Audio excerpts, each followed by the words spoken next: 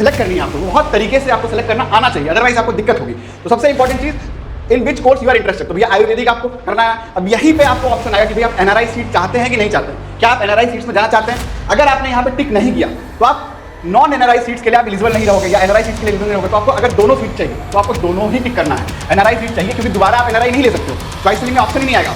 ठीक है, तो इसको जो भी बच्चे धनवंतरी चंडीगढ़ में एनआरआई के थ्रू अप्लाई करना चाहते हैं तो यहीं पे ऑप्शन आएगा। सो आएगा इस काफी ज्यादा इंपॉर्टेंट वीडियो होने वाली है हरियाणा आयुष पे। तो Haryana Ayush already going on है और कई सारे बच्चों को प्रॉब्लम आ रही है रजिस्ट्रेशन से रिलेटेड। तो ये वीडियो कंप्लीटली रजिस्ट्रेशन से रिलेटेड होने वाला है। शेड्यूल की बात करें तो देखो 10 से ही आपका काउंसलिंग स्टार्ट हो चुका था। ठीक है, 14 तारीख तक काउंसलिंग का रजिस्ट्रेशन होना है ना। एंड 15 को फाइनली आपका अलॉटमेंट रिजल्ट आएगा। पहला राउंड बड़ा सेफ होता है हरियाणा के अंदर, जहां पे आपको कोई भी सिक्योरिटी अमाउंट जमा करने की नीड नहीं है। तो जो भी बच्चे पार्टिसिपेट करना चाहते हैं फटाफट से आप पार्टिसिपेट कर लो।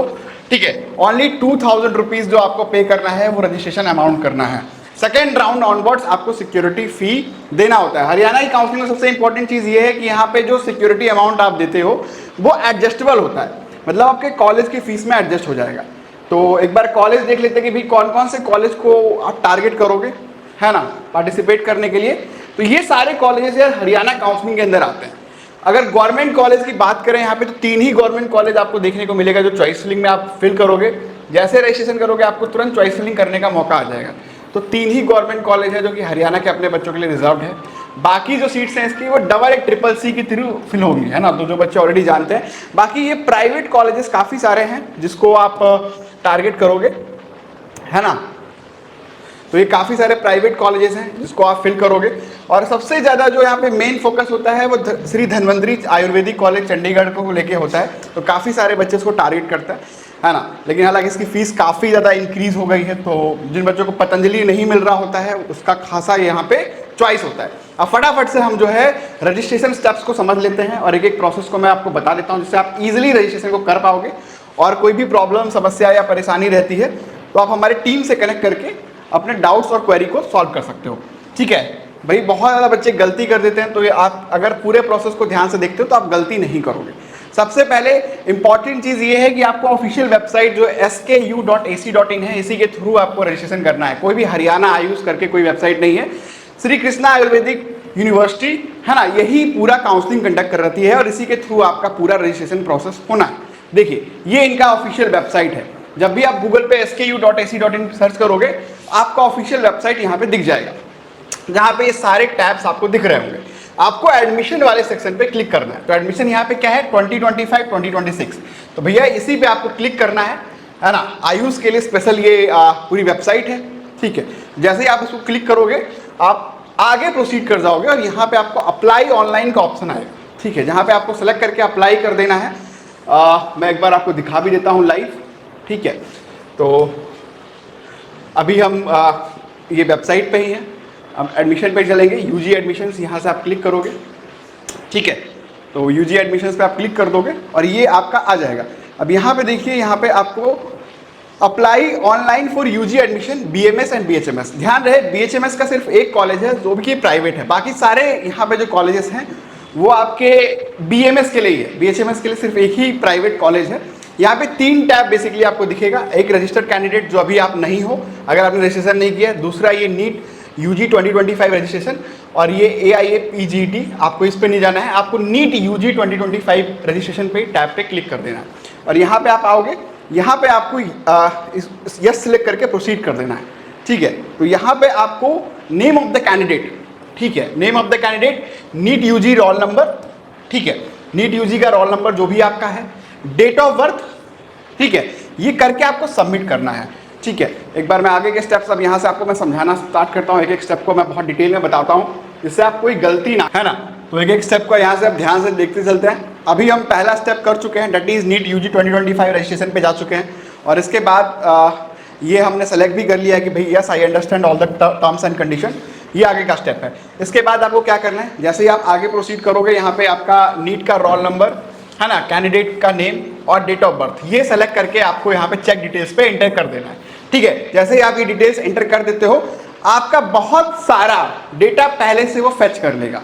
ठीक है, तो बहुत सारा डेटा आपको पहले से फेच कर देगा। अब यहाँ पे ध्यान देने वाली बात यह कि वेरिफिकेशन आपको करना पड़ेगा। यहाँ पे बहुत सावधानी से आपको अपना मोबाइल नंबर और OTP जो है वो वेरीफाई करना है। तो भाई आप ईमेल की जगह पे ईमेल एड्रेस डालोगे, मोबाइल नंबर की जगह पे आप मोबाइल नंबर डालोगे और यहाँ से आप OTP को वेरीफाई कर रहे होगे, है ना। तो ये एक इंपॉर्टेंट पॉइंट है जो आपको प्रोसीड करना है कि भाई ईमेल आईडी और मोबाइल नंबर आप प्रोसीड करके डाल देंगे, ठीक है। यहाँ पे वन टाइम वेरिफिकेशन आ जाएगा, तो यहाँ पे आपको OTP इंटर कर देना है, उसको वेरीफाई कर लेना है, ठीक है। जैसे ही आप इसको वेरीफाई कर लेते हो, thanks for registering in BHMS online counselling portal, तो जो भी आपका ईमेल है और मोबाइल है वहाँ पे एक नोटिफिकेशन आ जाएगा जहाँ पे आपको, ठीक है, एप्लीकेशन ID एंड पासवर्ड आपको वहाँ पे मिल जाएगा, ठीक है। तो यूजर ID एंड पासवर्ड एक बार आपको मिल जाएगा और यहाँ पे आपको डिटेल दिख रही होगी कि भाई एप्लीकेंट नेम है, फादर नेम है ना, यूजर ID है, पासवर्ड है, ये सारी चीजें आपको वहां पे देखने को मिल जाएगी। अब क्या करना है भैया, इस स्लिप को आप प्रिंट कर लीजिए। क्या होता है कई बार बच्चे जो है भेजते हैं लेकिन वो ईमेल पे नहीं जाता है ना, तो आपको वेट कर लेना है, इस स्लिप को प्रिंट करके रख लीजिएगा, इससे प्रूफ हो जाएगा कि भैया आपने इसको अप्लाई किया था, ठीक है। Print this slip and proceed, तो भैया पहले प्रिंट कर लो फिर प्रोसीड करना है आगे। अब आगे बढ़ लेते हैं, दोबारा से क्या करना है, after proceeding you receive your user ID password on the mail mobile number, fill that user ID and password है। दोबारा से आपको वेबसाइट पे जाना है। अब जो रजिस्टर वाला ऑप्शन था ना, वहां जाना है। 3 ऑप्शन शुरू में दिख रहे थे, ठीक है। जो तीसरा ऑप्शन है रजिस्ट्रेशन वाला, मैं एक बार दिखा भी देता हूं आपको अच्छे से, थोड़ा सा क्लैरिटी आ जाएगी, है ना। जो वेबसाइट पे आपको 3 ऑप्शन दिख रहा था, इसमें से तीसरा जो ऑप्शन है, आप जब यहाँ पे जाओगे ऑफिशियल वेबसाइट पे, यहाँ पे 3 ऑप्शन दिखेंगे। तो अब आपको क्या करना है, रजिस्टर कैंडिडेट वाले ऑप्शन पे जाना है। इट मींस आप रजिस्टर हो चुके हो, ठीक है, तो आपको उस पर चले जाना है और यहाँ से जो है सारा काम आपका स्टार्ट होगा, मेन वाला, ठीक है। तो अब ये जो ईमेल ID, यूजर ID जो आपके मेल पे आया है और जो पासवर्ड आपके मेल पे आया है, इसको सबमिट करके लॉगिन वाले बटन पे आपको क्लिक कर देना है। तो यहाँ से भी आप लॉगिन कर दोगे, ठीक है। जैसे ही आप लॉगिन करते हो तो आपसे ये अब पासवर्ड रीसेट करवाएगा। तो यहाँ पे आपको करंट पासवर्ड डालना है, ठीक है, नया पासवर्ड डालना है और कंफर्म कर देना है अपने नए पासवर्ड को। तो ये क्रिएट कर देगा आपका एक नया पासवर्ड, जिसको आपको सेव कर लेना है। पासवर्ड बनाते समय ध्यान रखिए कि भाई मिनिमम 8 कैरेक्टर का होगा, 1 डिजिट बड़ा होगा, छोटा होगा, अपर केस लोअर केस, आपको पता होगा। नीट का फॉर्म आपने ऑलरेडी फिल किया है, तो ये बहुत बेसिक चीज है जो आप जानते हो, ठीक है। अब सब कुछ खत्म, अब दोबारा से आप वेबसाइट पे जाइए, ठीक है, विजिट द साइट अगेन, दोबारा जाइए, है ना। और यहाँ पे दोबारा से आप एडमिशन 2025-2026 वाले कॉलम पे जाइए और दोबारा से आप लॉग इन करिए, है ना। दोबारा से आपको लॉग इन करना है। इस बार क्या करना है, रजिस्टर्ड कैंडिडेट्स पे जाना है, ठीक है, रजिस्टर्ड कैंडिडेट्स पे जाना है और यहाँ पे जाके अपना वही यूजर ID और पासवर्ड जो आपने अब रिसेंट चेंज किया है वो इंटर करना है। अब यहाँ से लॉग इन कर देना है। थोड़ा सा इनका वेबसाइट है ना, पहली बार में आपको थोड़ा सा प्रॉब्लम होगा।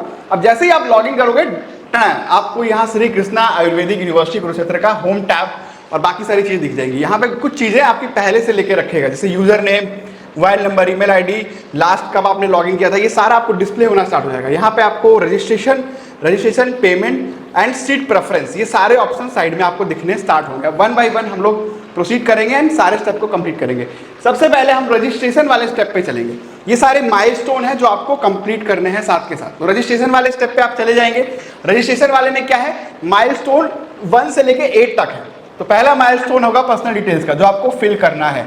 बाय डिफॉल्ट ये कंप्लीट ही होगा, है ना। तो proceed and fill, edit and form पे जाके आप क्लिक करके कुछ चेंजेस छोटे मोटे करना चाहते हो तो कर लीजिए। ये सारे डिटेल्स पहले से वो फेच कर लेगा, नीट के स्कोर कार्ड से सारा कुछ आपका फेच कर लेगा। कुछ बहुत बेसिक डिटेल्स ही आप चेंज करने का ऑप्शन आएगा, जहां पे सबसे इंपॉर्टेंट है आपका बैंक अकाउंट नंबर। ये ऑप्शन आपको फिल करना होगा, बाकी सारा ये फिल किया होगा। इसमें देख लेना कि ऑलमोस्ट सारी चीजें सही होंगी, है ना। तो ये आएगा, ठीक है। उसके बाद जैसे यहाँ से लेके 8 टैब है। पहला टैब आपका ये है, दूसरा कैटेगरी डिटेल्स है, एड्रेस डिटेल है, क्वालिफिकेशन डिटेल है, कैटेगरी सीट्स है, ठीक है। अपलोड फोटो एंड सिग्नेचर है, अपलोड डॉक्यूमेंट है एंड फाइनल आपका कंफर्मेशन है। तो ये सारे स्टेप्स को आपको धीरे धीरे कंप्लीट करना है, ठीक है। एक एक करके हम सारे स्टेप्स को समझेंगे। तो पहला बैंक अकाउंट नंबर डाल देना है, दैट्स इट। बाकी सारी चीजें वहीं पे आपको मिल जाएंगी, तो आपको बार परेशान नहीं होना है। अब यहाँ पे आ गया कैटेगरी डिटेल्स, ठीक है।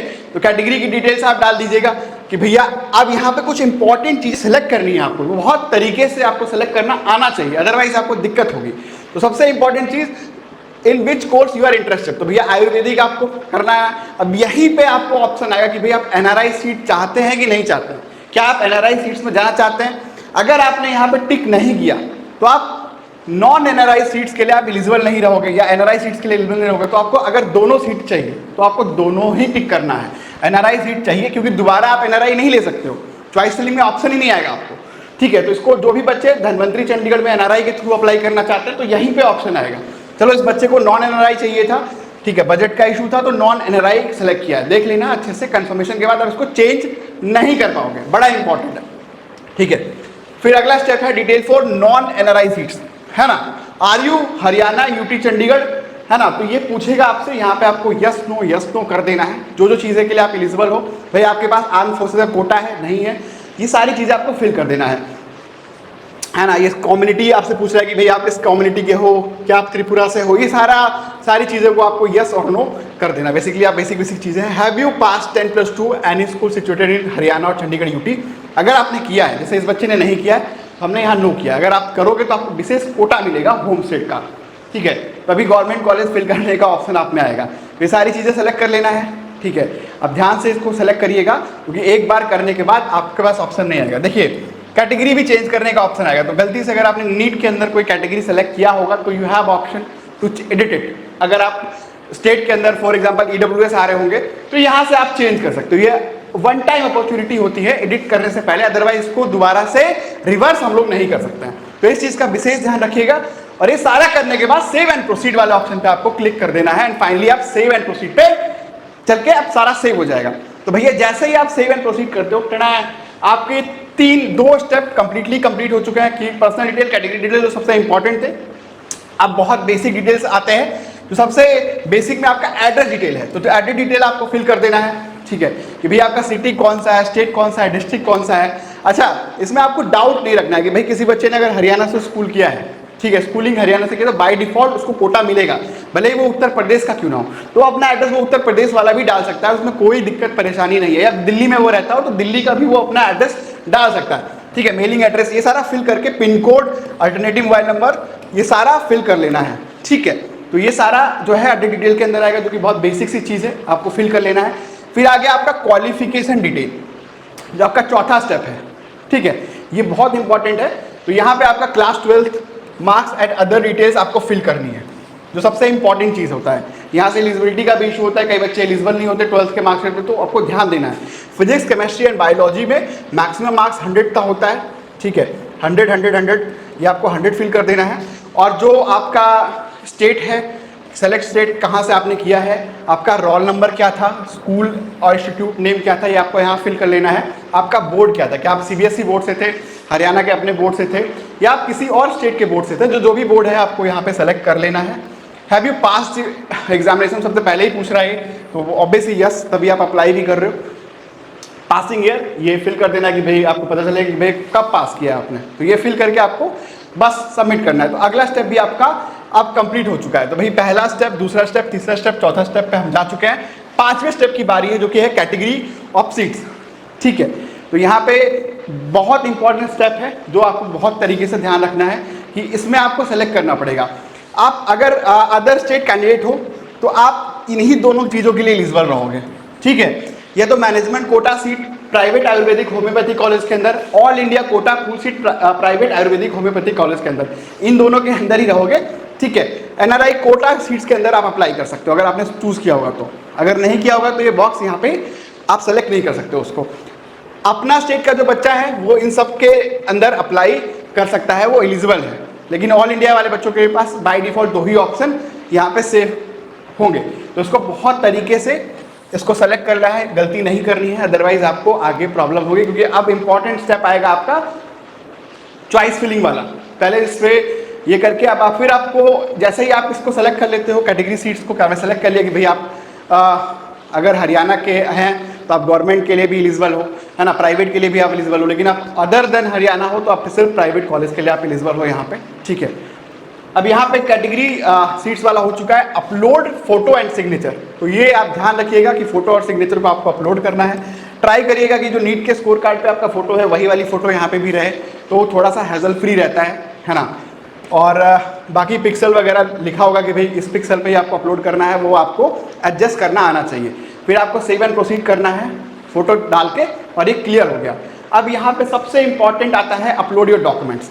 डॉक्यूमेंट्स अपलोड करना बहुत ज़्यादा इंपॉर्टेंट है और डॉक्यूमेंट वेरिफिकेशन फेल होता है अगर बच्चा डॉक्यूमेंट में कोई गलती करता है। और अगर आपको काउंसलिंग में कोई परेशानी आ रही है, समस्या आ रहा है, नहीं समझ में आ रहा है कि भाई कैसे प्रोसीड करना है, तो डिस्क्रिप्शन में मैं करियर कनेक्ट सर्विसेज का कॉन्टैक्ट डिटेल दे दूंगा, हमारी वेबसाइट की लिंक दे दूंगा, जहां पे आप हमारी काउंसलिंग सपोर्ट में इनरोल कर सकते हो और कंप्लीट काउंसलिंग में एक्सपर्ट हेल्प ले सकते हो, जिससे बेहतर से बेहतर आपको अलॉटमेंट मिलने वाला है। ठीक है भैया, अपलोड डॉक्यूमेंट्स वाला ऑप्शन पे आएगा तो अपलोड डॉक्यूमेंट में 3 फॉर्मेट होंगे, या तो जेपीजी होगा या जेपीईजी होगा या पीएनजी होगा या पीडीएफ होगा, किसी फॉर्मेट में आप कर सकते हो। मेनली पीडीएफ वाला फॉर्मेट कर लेना अच्छा होता है। ठीक है, मैक्सिमम 1024 केबी का रहेगा, है ना। तो ये चीजें आपको सेलेक्ट करना आना चाहिए।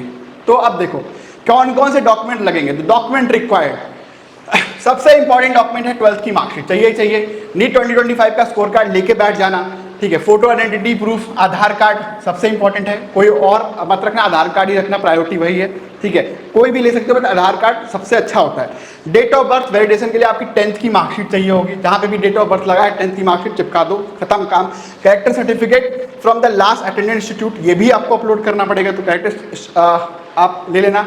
जिन बच्चों का गैप ईयर है तो उनके साथ ये इशू रहता है। एडमिट कार्ड चाहिए, तो भैया एडमिट कार्ड आपके पास होगा नीट 2025 का। ये उस बच्चे के लिए है जिसके पास कोई कोटा नहीं है और जो आउटसाइड कैटेगरी का है। तो अगर आपके पास कोटा है, SC ST हो आप हरियाणा के, या फिर आप type A type B OBC के अंदर आते हो, तो आपको वो सर्टिफिकेट्स भी आपको अपलोड करने का ऑप्शन है। तो देखिए ये सारे ऑप्शंस यहाँ पे अपलोड करना है, तो फटाफट क्या करना है, चूज फाइल सेलेक्ट करके आपको यहाँ पे डाल देना है, फिर अपलोड वाले ऑप्शन पे जाके अपलोड हो जाएगा। तो यहाँ पे आपको दिखेगा भी, आप इसको चाहो तो डिलीट भी कर सकते हो अगर कोई गलती हुई हो तो, है ना। डिलीट का भी ऑप्शन रहता है अपने पास, और यहाँ से आप सारे फोटोज को चूज फाइल कर करके अपलोड कर सकते हो। ठीक है, तो यहाँ पे एडमिट कार्ड हो गया, कैरेक्टर सर्टिफिकेट हो गया। देखिए मांग रहा है कैरेक्टर सर्टिफिकेट, तो चाहिए भैया, ऐसा नहीं हो कैरेक्टर सर्टिफिकेट बिना बैठ जाना आप। ठीक है, डेट ऑफ बर्थ वाला मांग रहा है ना। आधार कार्ड आपको चाहिए, 2025 का स्कोर कार्ड, और ये सारी चीज़ें आपको अपलोड करनी है, जो कि एक इंपॉर्टेंट स्टेप है जो कि आपको करना ही करना है। Upload all the required document size with the limit, जो भी लिमिट दिया हुआ है 1 MB के अंदर होना चाहिए, तो वो कर लेना। जैसे ही आप डॉक्यूमेंट अपलोड करोगे, अब आपका फाइनल कंफर्मेशन आ जाएगा, तो सब कुछ वेरीफाई कर लेना कि सब कुछ जो आपने डाला है वो सब कुछ सही है। अब हम लास्ट सेगमेंट में आ चुके हैं, कंफर्मेशन नंबर 8 पे। तो अब हम सब कुछ फिल कर चुके हैं, confirm and then proceed for the registration fee. सब कुछ कंफर्म करने के बाद आपको क्या करना है, रजिस्ट्रेशन फी पे करना है, जो कि 2000 रुपीज़ है, और ये एक नॉन रिफंडेबल अमाउंट है, मतलब ये पैसा आपका रिफंड नहीं होगा किसी भी सिचुएशन में। आई होप सो गाइस कि आपने सारे स्टेप्स को बहुत अच्छे से समझा है। कोई भी दिक्कत परेशानी है, चाहते हो कि भैया एक्सपर्ट आपकी काउंसलिंग करे और आपको बेहतर कॉलेज दिलाए, तो करियर कनेक्ट टीम से जरूर कांटेक्ट करें, है ना। धन्यवाद।